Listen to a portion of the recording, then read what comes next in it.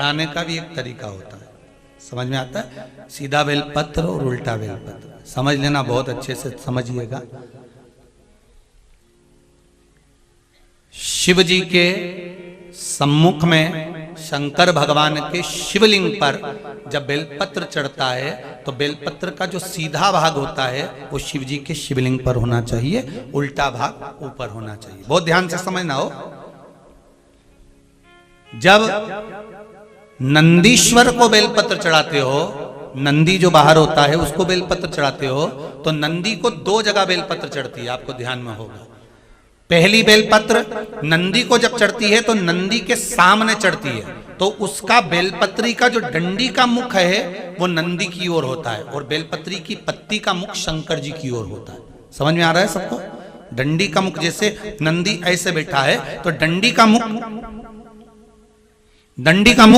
नंदी की ओर होगा, पत्ती का मुख शिव के, और ये सीधी की सीधी नंदी के सामने नीचे रखा जाती है, नंदी के सामने। और एक बेलपत्र जब नंदी के ऊपर चढ़ती है तो डंडी का मुख शिव जी के ऊपर होता है और इस पत्ती का मुख नंदी के सिर पर नंदी की ओर होता है। ये दोनों में बहुत अंतर है महाराज।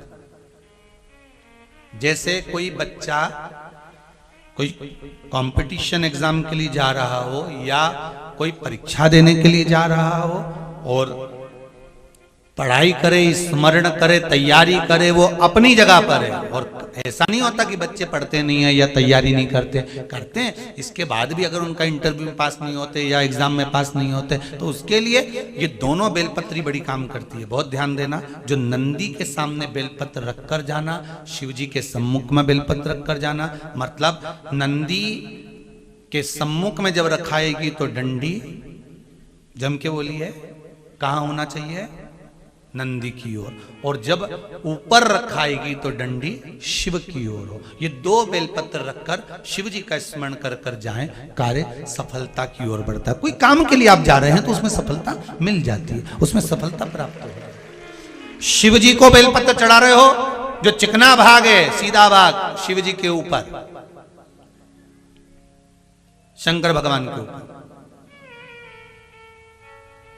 थाली में अगर शिवलिंग का निर्माण कर रहे हो, पार्थिव शिवलिंग का निर्माण कर रहे हो, तो थाली में जब बेलपत्र रखोगे तो सीधी रखोगे, फिर उसके ऊपर शिवलिंग का निर्माण करो। अगर आप निर्माण करते हैं पार्थिव शिवलिंग का और बनाते हैं बेलपत्र का नीचे, महाराज शंभु शरण